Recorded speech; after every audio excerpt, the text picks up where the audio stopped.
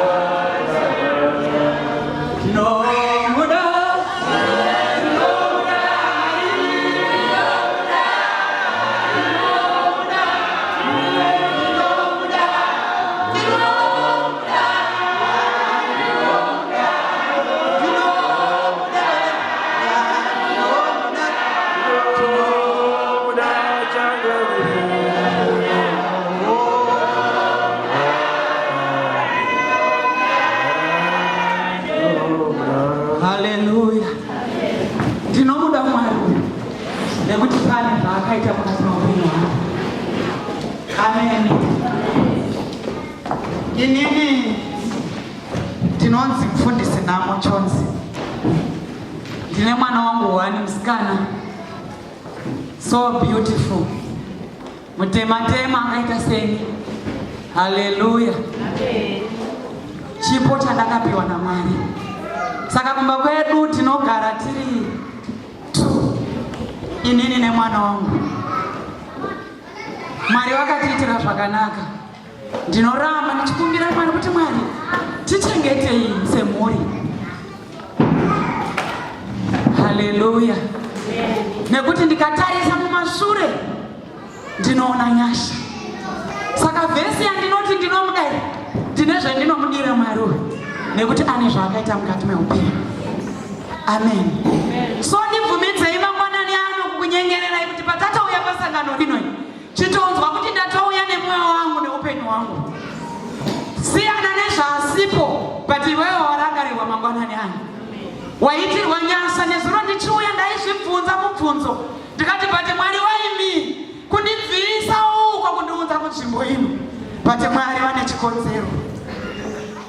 Mwari vatibatsire. Munazofarira kugara mabhenji epamberi, muwege kugara mumabhenji ekumashure. Kubva nhasi handichataura hangu zvakamboitika but ndoda kukukurudzirai kuti musazofarira kugara kumashure but farirai kuenda pamberi. Pane munakiro wazvo. Amen. Mwari wekudenga vatibatsire manzwi ezviwerengo. Manzwi ezviwerengo. Madzimambo wekutanga chapter 18 verse 21. Iri thimu yesangano rino. Manzwi echipiri kuna 1 Kings iyeye chapter 14 chaverengerwa kubva paverse 1 kusvika paverse 10.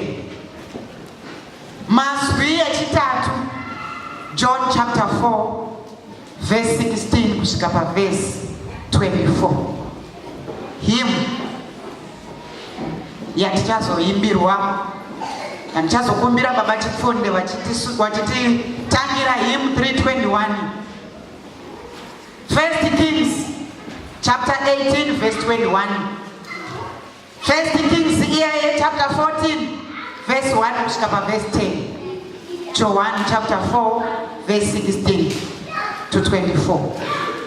Handizivi kuti tine muverengi here pasangano rino anotiverengera. Kana aripo ndichakumbira muverengi wesoko. 1 Kings 18 verse 21. 1 Kings chapter 14 verse 1 to 10. John chapter 4 verse 16 to 24. Mumashure memuverengi tichazosangana tese pamuimbi 321 watichakumbira baba Chifunde vachizotinamatia. Sorry, vachizotiimbira muverengi wesoko.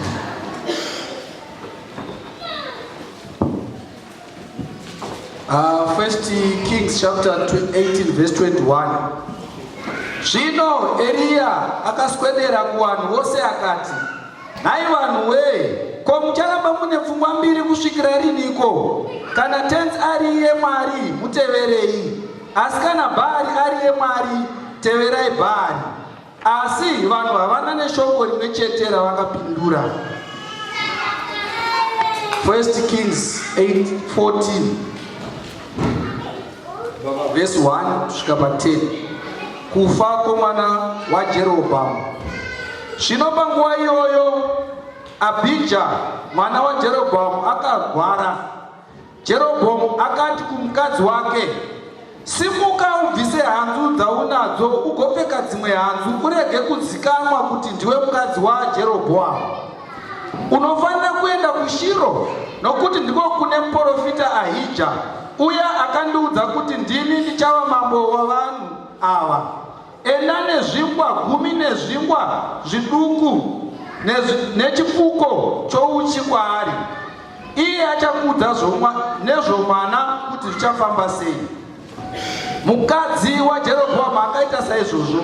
Akasimuka akaenda kuShiro akasvika paimba yaAhija. Zvino Ahija akanga asisaone, nokuti meso ake akanga ava nomutara nemhosva yekukwegura. Tenzi akati kuna Ahija, inzwa mukadzi waJerobhoamu auya kuzokubvunza pamusoro pomwana wake anorwara. Unofanira kutaura zvokuti nezvokuti kwaari. Paachapinda achazviita somumwe wamukadziwo zvake. Zvino kuzoti Ahija achinzwa mutsindo wake achipinda pamusuo akati, chipinda hako iwe mukadzi waJerobhoamu, unozviitireiko somumwe mukadzi asingazivi kamwe?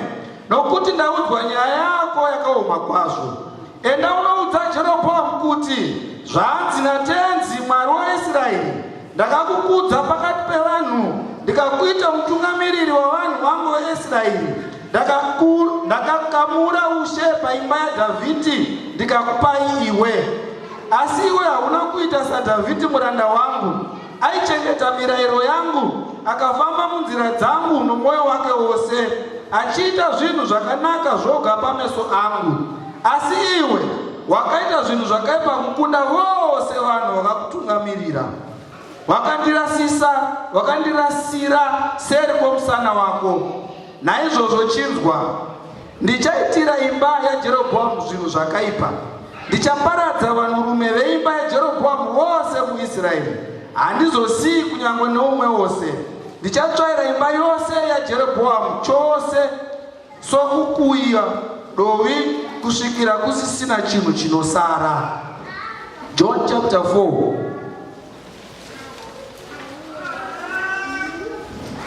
verse 16 to 24. Pane musoro wenyaya unoti Jesu nomukadzi weSamaria. Jesu akamupindura achiti, enda undodaidza murume wako uye naye pano. Mudzimai uya ndokumupindura achiti, handina murume ini. Jesu ndokumupindura achiti, wataura chokwadi kuti hauna murume, nokuti wakanga uine varume 5, uye murume waunaye zvino haasi murume wako. Zvawataura izvi ndezvechokwadi. Mukadzi uya ndokuti kwaari, changamire, ndaona kuti muri muprofita. Madzitateguru edu ainamatira pagomo rino, asi imi munoti vanhu vanofanira kundonamatira Jerusarema. Jesu ndokuti kwaari, mudzimai, unofanira kubvumira zvandinotaura kuti nguva ichasvika yamusingazonamati Baba muri pagomo rino kana muJerusarema. Imi munonamata zvinhu zvamusingazivi, asi isu tinonamata zvinhu zvatinoziva, nokuti ruponeso runobva kuvaJudha. Asi nguva ichauya, izvozvi nguva iyoyo yatosvika, yatichaona vanamati vechokwadi vachinamata mumweya nechokwadi, nokuti Baba vanotsvaga vanhu vakadaro kuti vamunamate. Mwari mweya, naizvozvo vanhu vanomunamata vanofanira kumunamata mumweya nemuchokwadi. Mwari vakombera chirego chavo nekuti chinoera. Amen.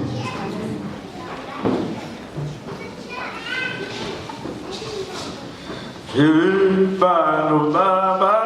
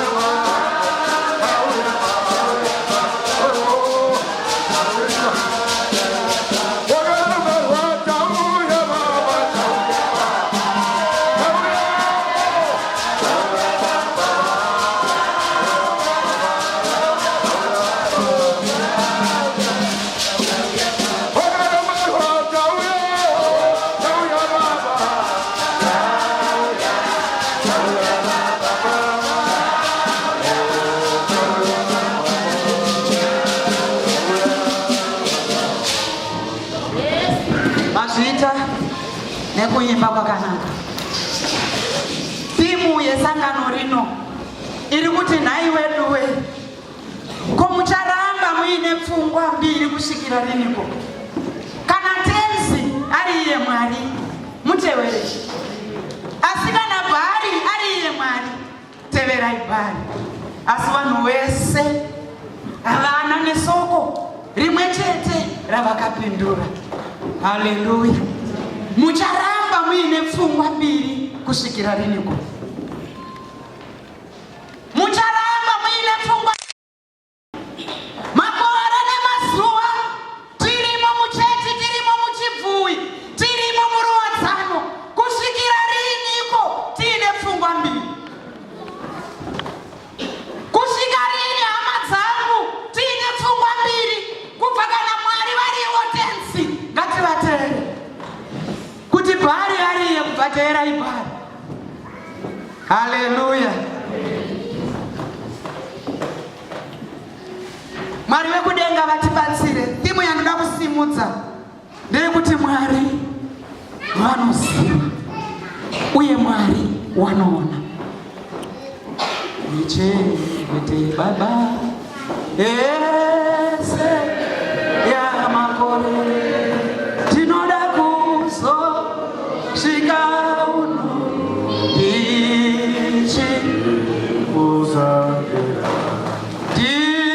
Nichengete Baba ese ya makore, tizosvika uno ishe ichino mushandira.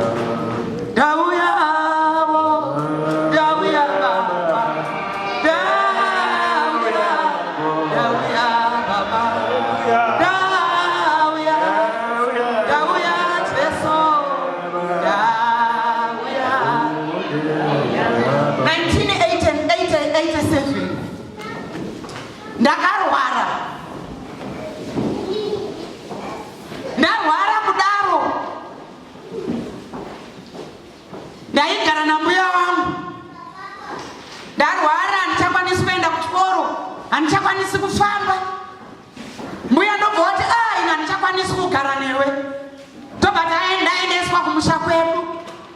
Asi pendiri kuenda kumba kwedu kure nerodzi, kwatinofamba 7 kilometers kusvika kwandadzikisirwa nebhazi kuti tiende kumba.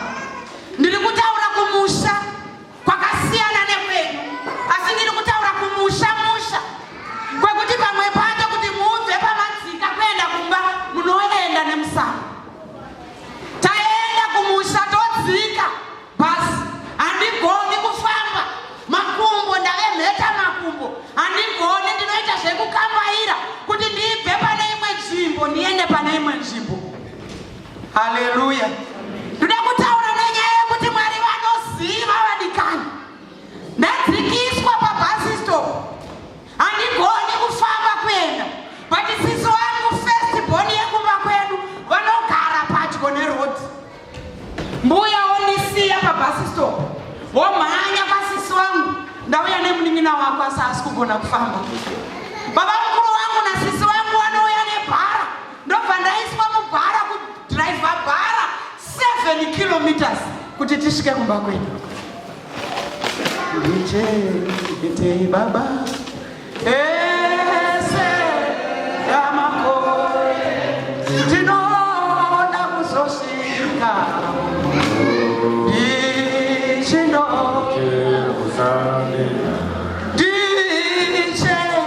Nichengete Baba ese ya makore, tinoda kuzosvika vanhu votanga kundipusha kubva parodzi kuenda kumba kwedu.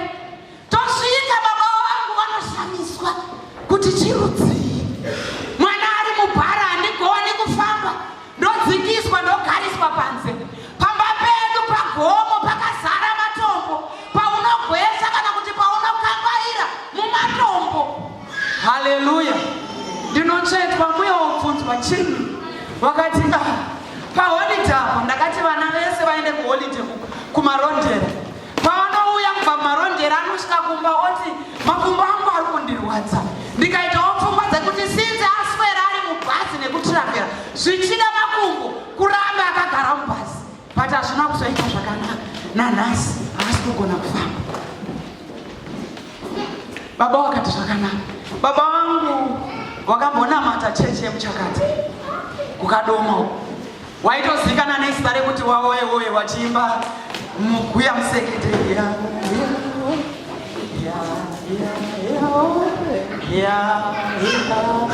but by that time baba wangu wanga vasingachaendi kuchechi. Ndobva wati mauya zvenyu mungadai maenda kuchipatara nekuti kuchechi handisi kuenda zvangu, but kana ndirini kung'anga ukangeti. Ndinodavira kuti Mwari vake vaanonamata vanoona uye vanonzwa. Ndobva watanga kuimba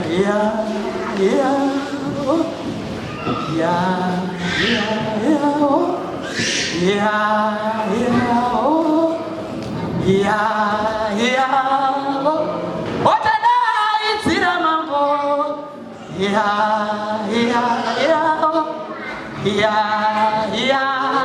ndobva watanga kuimba kwakutotanga kunamata. Mandiri musamiswa kuti baba vangu vasingachazivi nemusuwe wechechi munamato wavo unoti Mwari munoona uye munoziva. Ndine kutaura nenyaya yaMwari ari kunzikana. Mwari ariye uyu tenzi muteverei. Asi kana mafunga kuti Bhaari ndiye Mwari wenyu, kubva teerai Bhaari. Haleluya. Woimba wopedza kuimba wobva wanamata zvikanzi mazvita mbuya chiendai zvenyu. Ndinosiyiwa pamba, handifambi, handisumuki. Kana ndaakunorara ndinogwesha kuenda kumba kunorara. Mangwana kuseni kwaedza vanhu vanobuda vachienda kuminda. Tiri kubva muholidhe yaApril, tiri muna Mei. Vanhu vanomuka voenda kumunda kunokohwa. Ndinosara pamba. Chandaigona kuita kusara ndogwesha ndoenda pamuti uri paseri pemba kundonamata kuna Mwari. Ndiri kuti Mwari munondiziva, Mwari munoona. Handizvo zvandakanga ndiri. Handichagoni kufamba ndamamheta makumbo, asi nekuti Mwari vanoona, Mwari vanoziva. Jehovha wakandirangarira. Ndiri kurangarira rimweni remazuva ndamuka vanhu vaenda kumunda. Ndinosara ndopinda mubhedroom ababa wangu ndotsvaga reza dzekushevhesa ndebvu. Ndotora reza ndobuda ndosvika pavheranda pedu, kwete vheranda yeimba yezvitinha ayo, kwangu kwakavakwa 2 rooms yeimba yeuswa. But baba wangu waindodawo zviri nani kwakuisa chivheranda chawo ipapo paimba yeuswa. Ndope ndinogara ndotora reza ndikati kuzvimba kwemakumbo ndiri kufunga kuti ropa ranyanya kuwanda mumwe. Ndotanga kuzvicheka kuti ropa ribude zvichida makumbo anoseri. Pavanodzoka kubva kumunda wanoona makumbo akachekwa chekwa. Ndiri kutsvaga kuti ropa ribude, ndozvanditadzisa kufamba. Haleluya. Vanouya wopombota. After a week ndapinda kunorara masikati. Jehovha wobva wati pfacha. Nyaya ndaverenga iri kuna Madzimambo chapter 14. Mwana waJerobhoamu anorwara Abhija. Mwana waJerobhoamu arwara, Abhija anoziva kuti paShiro pane munhu waMwari aripo. Asi inzwa yanozviziva kuti Mwari anotaura nevanhu vake. Jerobhoamu anoziva kuti paShiro pana Ahija muprofita waMwari. Ichokwadi here varume, ichokwadi here vanamai, kuti dzatakapfeka nhasi ndo zvatajaira kupfeka kudzimba dzedu. Kana kuti mauya chete kunokwaisa kuti wanda. Amen. Batireka ndikutaurira kudenga kuna Mwari vanoona, kuna Mwari vanoziva. Haleluya chechi. Jerobhoamu murume benzi kuva mambo muprofita Ahija anoprofita. Mwari wamutaura kuti enda unogadza Jerobhoamu ave mambo. But nawo wakanga wakuziva kuti Jehovha wanoona, kunyangwa ukapfeka hembe dzekuenda kuchechi mazuva ese uri mhombwe, denga rinoziva. Haleluya. Taneta nevatendi vanohwanda, vanopfa, vanobvisa hembe dzemazuva ese kuda kurasisa Mwari. Rega ndikunyevere, rega ndikutaurire, usateerere Mwari wetinonamata. Mwari wanoziva, Mwari wanoona. Haleluya. Dauya, dauya baba, dauya, dauya baba, dauya, dauya, dauya baba, dauya. Joroba yakati kuna mkazi wake, maivisa yembe, mukange mashika kushiro, muno wa Mwari asaziwe kuti uri mudzimai wangu. Wadikani Satani anakunyengedzai pemunenge makuda kuuya, wotaura kuti mai bvisa idzangu idzi mupfeke dzinotioneke kuti masvika kuchechi musazikana. But rega ndikutaurira kuti kuchechi kuna Mwari, Mwari vanoziva. Haleluya. Pane patangauya hedu tapfekedzwa dzisiri dzemazuva ese tikafunga kuti tiri kuhanda Mwari. Rega ndikutaurire masikatano, Jehovha vanoziva. Kuya henyu mai kuchechi, kuya henyu nedzamakapfeka idzi, but dzemazuva ese makuru. Thimu yesangano iri kuti wedu kusvikira rini tiine pfungwa mbiri. Kuna vakadzi veJerobhoamu vanobvuma kufurirwa nevarume vavo. Handisi kutaura varume chaivo. Haleluya. Kuna vanofurirwa nevatenzi vavo naBhaari vavanonamata. Wotaiwa kana wakuenda kuchechi, pfeka idzi kuti usazikane kuti uri mudzimai wangu. Hanzi kusvika rini tiine pfungwa mbiri. Ndakanga ndiri kuti nepesendeji yevanhu vari munyika vakunamata Mwari, dai zviri zvechokwadi kuti takabvisa zvekare, dai nyika isina kushata zvayakaita izvi. But nekuti kune vanopfeka dzekuenda nadzo kuchechi, wakange wadzoka worarama muraramiro wako. Kuna vatendi vanopfeka hembe dzekuuya nadzo kuchibvuwi. Kuna namai vanopfeka hembe dzekuuya nadzo kuruwadzano. But upenyu hwavo hwemazuva ese vane hembe dzavo. Mungamunamata seiko Mwari? Mungamunamata sei Mwari? Haleluya. Inzwa vakakurira vari kukunangisa ivavo wese vachiti ndiri kuti iko mangwanani ama Jeroboamu anofurira mukadzi wake zvikanzi bvisa hembe. Ukange wabvisa wotora zvingwa utakura uende nazvo kune munhu waMwari, kuitira kuti ukange wasvika womuta iye haakuziwi. Mai kana mukabvisa dzemazuva ese mukaunza chegumi kuchechi, Mwari vanoziva. Haleluya. Kana mukabvisa dzemazuva ese muchinyipasira pane munhu waMwari, iye akakuziva kuti uve maoko zvaurizvi, usafunga kuti unogona kumurasisa. Mwari vanoziva. Haleluya. Haleluya chechi. Chimbowevhai maoko kuti murundidzwa. Dzamakapfeka idzi ndedzemazuva ese. Kana kuti pana atibvisai mhai dzemazuva ese, mukaenda munogona kuzikana. But rega ndikutaurira unohwandira ndini chete, but denga rinoona. Nekuti dai Jehovha wasingaoni. Ndakanga ndiri kumbotaurira nhengo dzekuchechi kwangu rimwe zuva, ndiri kumboparidza ndikati munofunga kuti Mwari wakazengaira sekuzengaira kwenyika. Mwari haana kuzengaira kuti munhu wenyama achigadzira achituma muroyi achipinda padhodho rakavharika, imi mofunga kuti Mwari haaoni zvemunoita. Kana munhu wenyika achigona kuita saizi haleluya, zvamangaita izvi muchigona kuita saizi dzenyu. Ndotaura Pambai muno Mwari.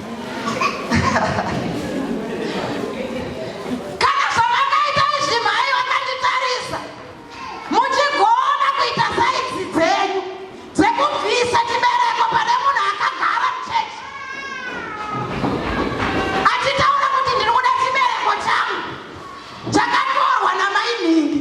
Mofunga kuti Mwari haaoni. Haleluya.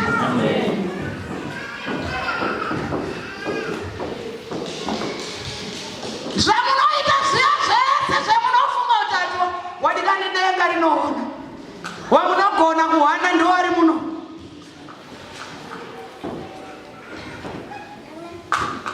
Ndaitaura vanhu vepachechi pangu ndikati ina handina kupusa kufanana nemi. Handimbotauri zvekunyepa zvendiri kutaura zvinhu zvendotaura. Ndikati handina kumbozengaira futi kufanana nemi.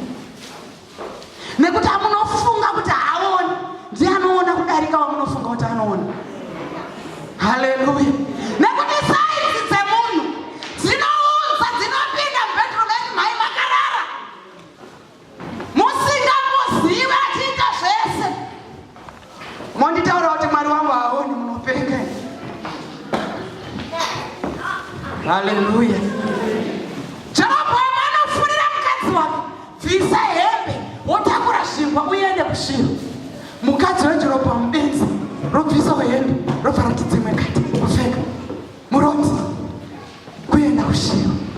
Asati asvika kuShiro Mwari vanoshanyira Ahija. Zvikanzi Ahija mukadzi waJerobhoamu ari kuuya. Pati paari kuuya asiri kuzviita mukadzi waJerobhoamu. Saka kana mukadzi waJerobhoamu asvika mutaurire kuti Mwari vati uri benzi remukadzi. Unofunga kuti handisi kuziva here kuti ndiwe mukadzi waJerobhoamu. Saka ndazviziva.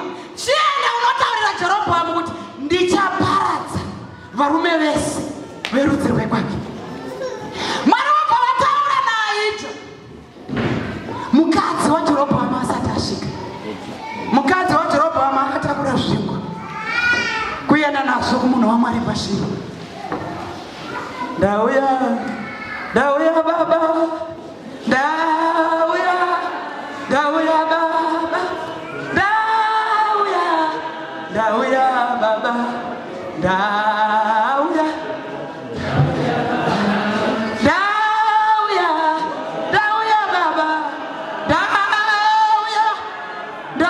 baba, ndauya baba, panosvika ifa yavarume Jehovha vanoziva. Mwari vekudenonona sokoroti naiwedu wee muchasvika riniko muine pfungwa mbiri. Kune vanofunga kuti Mwari watinonamata haoni uye hazivi. Vatireka ndikubatise mangwanani ano Jehovha wanoona. Mukadzi waJerobhoamu paanosvika kuna Ahija, Mwari vataura kare zvikanzi nesoko Ahija akanga munhu akura asingachaoni. Pati paari mumba mukadzi waJerobhoamu paanosvika, Ahija anobva ati pinda zvako mukadzi waJerobhoamu. Kowaitirei zvinhu zvakashata, wafungirei zvinhu zvakashata zvekuuya wakapfeka dzimwe nguo uchida kundinyepera kuti uri mumwe womudzimai iwe uri mukadzi waJerobhoamu. Chiteerera unzwe. Mwari vatenda unotaurira Jerobhoamu kuti mwana wako iyeye ari kurwara wawatumirwa kuti undivhudza uyu achafa. Asi iyeye mwana akanga afa muchamuurika zvakanaka nekuti mwana wako. Asi vese varume verudzi rwekwenyu ndichaura. Hanzi ndichaita vekukuya sendove. Haleluya. Ndiri kufunga kuti panosvika mukadzi waJerobhoamu panonzwa Ahija ari kuti pinda zvako. Ahija anonzwa mutsindo. Wadikani? Ahija asingaoni asi mutsindo wemukadzi waJerobhoamu akanzwa. Munozviziva here kuti Mwari vanotinzwa patinofamba nemutsindo iyi. Kuti kuuya zvavo maya vanonyepa, kuuya zvavo baba vanonyepera, kuuya zvake mukomana musikana uyu anonyepa. Mukadzi waJerobhoamu. Takazara machechi nevakadzi waJerobhoamu wakazara nekunyengedza nekunyepa. Haleluya. Machechi akazara vanhu vanonyepa, vanonyengera. Ndosaka pamwe pacho zviro zvisingaiti zvakanaka. Zvikanzi pinda zvako mukadzi waJerobhoamu. Waitirei chiro chakashata. Nai tinobvisirei hembe dzemazuva ese kuti tiri kuti Bhaari ndiMwari pakatinamate Bhaari, kuti tafunga kuti Mwari uyu ndiMwari wedu uye timunamate mumweya nemuchokwadi. Kuna Johani kwabva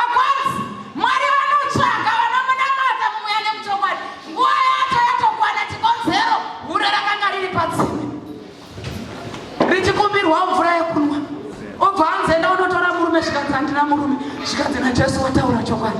Chikonzero ndiMwari wanoona, ndiMwari wanoziva. Munozviziva kuti zvese zvetinoita takawanda Mwari wanoona. Tinozviziva here varume, zvese pese petakarara nepetakapinda nyika tingaiwandira, asi Jehovha wanoona, Mwari wanoziva. Inzwa masikatana,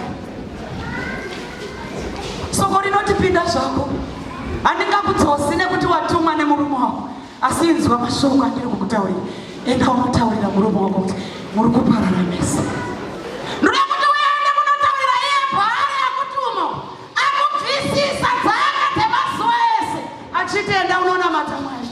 Enda unomutaurira kuti tinoparara tese, inini naBhari wangu.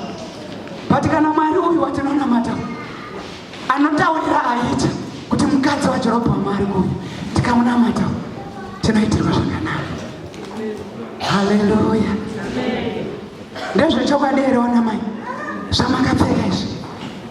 Ndezvechokwadi here vakomana nevasikana kuti muri kurevesa? Ndezvechokwadi here vari kukwaya kuti zvemurizvo muri kurevesa? Kuti zvisizvo mangwanani ano masikatana uyai tibvise nguo dzaJerobhoamu tinamate Mwari mupenyu. Kune vakauya kuchechi nekufuriwa. Vamwe vakadzi angati kuenda zvakadaro kana unoti vanoona here? Havaoni mavafundisi vemazuva ano. Haleluya. Kuna wakati aiwa havaoni. Ndikutaurire arigatimbomira tozoti musekendi hafu. Nekuti pane wangabva watotisa sangano rino. Ngatimbomira tozoti musekendi hafu. Patirega ndikutaurira kuti Mwari vatavinga pano. Mangwanani ana masikatano. Patiri kutaura panapa. Jehovha wanoona mai. Kuti iri uniform yekusangano chete nekuti tauya kuHebhroni. Denga rinoziva dzamuchapfeka mabva muno. Haleluya. Varume mungapfeka nemabhande mauya kuchipfuuri. Mauya kusangano renyu sevatungamiriri bhati mabva pano. Denga rinoona. Denga rinoziva. Haleluya. Taneta nemachechi ane vanhu vanouya vakapfeka zviro zvavo zvekuda kubhaisa nekuhwandisa chechi. Patirega ndikutaura kuti kupfeka hako pachiihwandei chete chitabvondoka. Pano paHebhroni chinogona kubvondoka kuti mabvisa dzemazuva ese muchiuya nadzo dzekusangana. Haleluya. Muimbe wobhati ndichengetei Baba ese makore tizosvika tichimushandira tichengetei Baba ese makore tinoda kuzosvika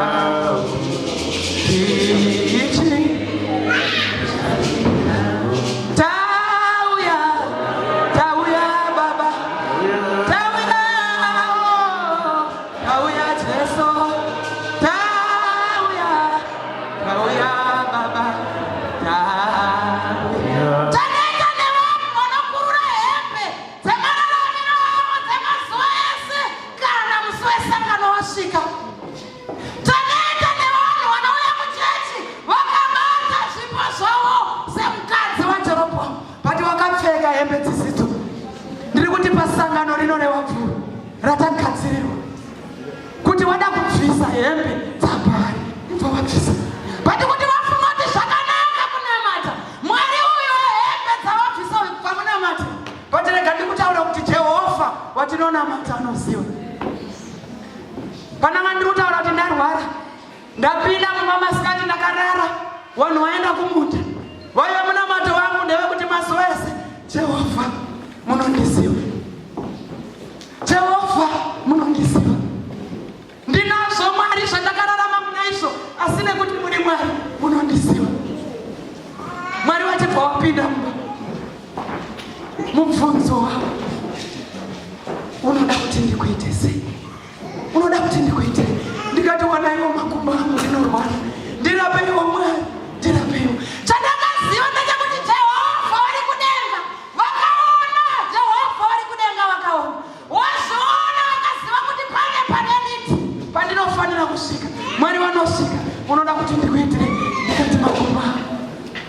zvinondifadza.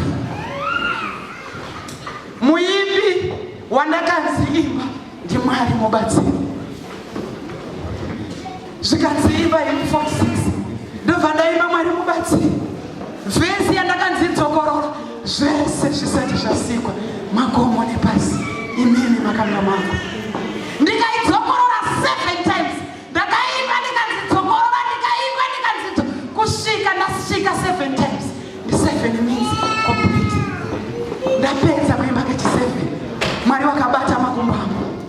Wachibva wataura kuporeswa. Wakabvunza unoda kuti ndikuitire? Ndikati Mwari zvakwana. Zvikati zvakwana. Ndikati zvakwana makumbo angu akafamba. Mwari munenge mandikonera.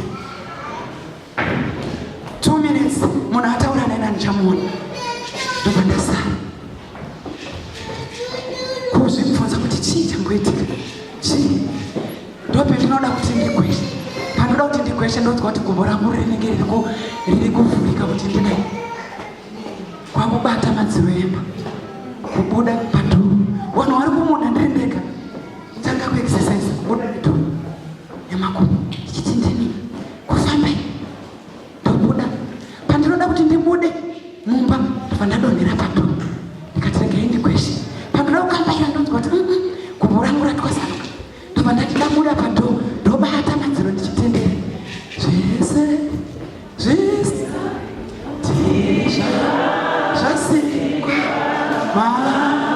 makomone asi imi akagemu mundoriko munokara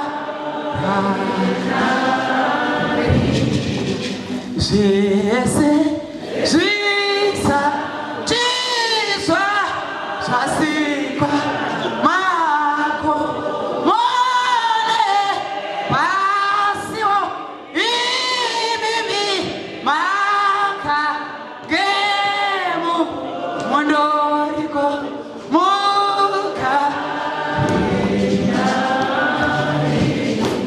ndaimba ndopfugama panze ndobva ndanamata ndobva ndagara muchibhenji nemukicheni mumameni. Vanhu vabva kumunda vosvika ndakagara mukicheni semazuva ese. Zvinodini? Ndikati ndaswera. Zvinodini? Ndikati ndobva ndatanga kugwesha kusvika padhoo. Ndasvika padhoo mai wonditi zvirombodi. Ndikati uyai mundibate mai. Mai wangu wondibata ruoko. Ndobva ndasimuka ndikati ndiri kufamba. Wakati kufamba ndikati batai ndibude. Mai wondibata ruoko. Wondibata ruoko kufamba ndichidzidzira kufamba wachindibata ruoko. Ndikati kudenga kuna Mwari. Ndikati kudenga kuna Mwari wanoona. Wadikandi kusvikira rini tine pfungwa mbiri kuti Mwari ariye Mwari waiti muteere nekuti wakanaka. Wakaitawo kuti ndive pano paCape Town tichifamba netsoka dzangu mumashure mekunge ndambotadza kufamba. Kuti Bhari ariye anokuchinjisa ihembe kuti aiwa chitai muende neidzi kuchechi mukange madzoka mopfekedzwa hembe kuti Bhari ariye Mwari wedu kubva muna materi. Haleluya. Chandinoziva ndechekuti Jehovha watinonamata wanoona kuti ariye Mwari wamungada kunamata mangwanani ano kana masikati ano kuiti munamata nekuti ndi Mwari wanoziva uye ndi Mwari wanoona. Chii chamungataura pamberi paMwari Jehovha wakasazviziva. So hamunditaurire zvokuti takamboremara tikambodai. Iye neakamira pano netsoka ndakambotadza kufamba.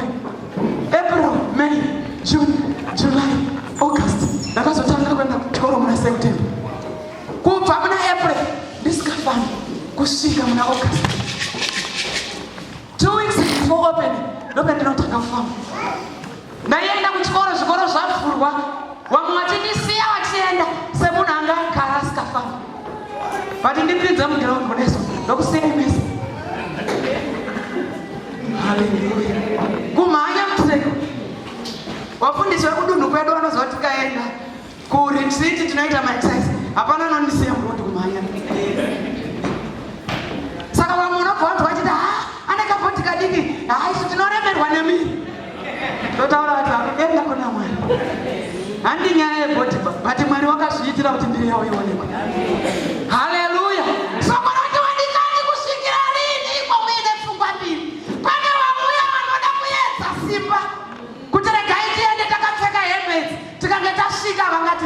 but Jehovah wanasiya.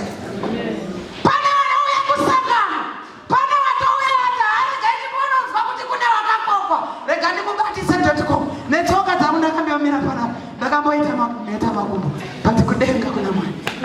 Rega ndikubatise mamonanyana kudenga kuna Mwari.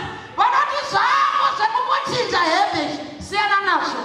Kuti wafunga kucheka yemazoezi kubva ipfeke, but kuti wafunga kutora Jesu sehembe yekufamba nayo, tora Jesu masikati. Kuti wafunga kuti zvakanaka kunamata Mwari, ndiye unoda kukugasidza masikati anonzi Jesu, anoti ukange wapfeka kunyange zvakawanzika zveupenyu anozvibudisa pachena. Haleluya. Kune vatotuma pasangano rineri. Nekuti Jerobhoamu anotuma mudzimai wake kuti chimboenda kuShiro, asi usazvizivisa kuti uri mudzimai wangu. Pane vatumwa paHebhuroni, pane vatumwa, pane wasukumidzwa wadzendai mungazikanai. Havaoni. Rega ndikubatisa.com zvaunofunga kuti hationi zvipi zvaungafunge. Kusada hedu kuzvitaura, kuti zvikatibata tinogona kundozvitaura futi. Haleluya. Kusada hedu patakati ngatingozvitaura kuti muchechi muchisara vairi ubva tosara hedu nevairi. Tikaswera nevakadzi vaJerobhoamu tinovada wei nawo kuchechi? Haleluya. Tinovada wei vakadzi vaJerobhoamu? Hatina basa nawo, hatina ndakambotaura ndikati ini ndinoita kuti vanhu vasaunze chegumi kana zvipo. Wadikanigara ine zvipo zvenyumba. Hatidi zvipo kuchechi zvevanhu vanonyepera, vanopfekedzwa hembe, wotakura zvingwa, wotakura newaini kuenda kopa munhu waMwari. Ivo vachiziva kuti vakanga vabva kumunhu waMwari watapfeka dzemazoezi. Haleluya. Amen. Ndakataura kuti ndikati wadikana hatina basa nemari yenyu. Ende usafunga kuti ukasaiudza chechi inofamba mufambiro wayo. Ivo wagara kumba nemari yako. Nekuti iye mukadzi waJerobhoamu hatidi. But tinoda vanhu vanorevesa. Haleluya. Dzamakapfeka idzi, dzamakapfeka nhasi ndedzoini. Kana kuti kutuma kuti chimbopfeka chimboona kuti nhasi vanozviona here. Haleluya. Kune vatumwa pasangano renu, pane vatumwa, pane vaudzwa pano nekuda kwezvikonzero zvavo. Patirega ndikutaurire iwewe naJerobhoamu wangu nevana wenyu mese munoparara kana ukanyengera Mwari. Haleluya. Iri ndochokwadi. Kana ukabvisa yekumba uchiuya kuno uchinyengera iwewe nevana vako naJerobhoamu, you are going to die. Iri nderechokwadi vadikani, kuri bvuma kana kuriramba. Haleluya. Kana muchida kuti tiite bheji, uyai tiite bheji. Zvese zvisatizva toda kumbosimuka.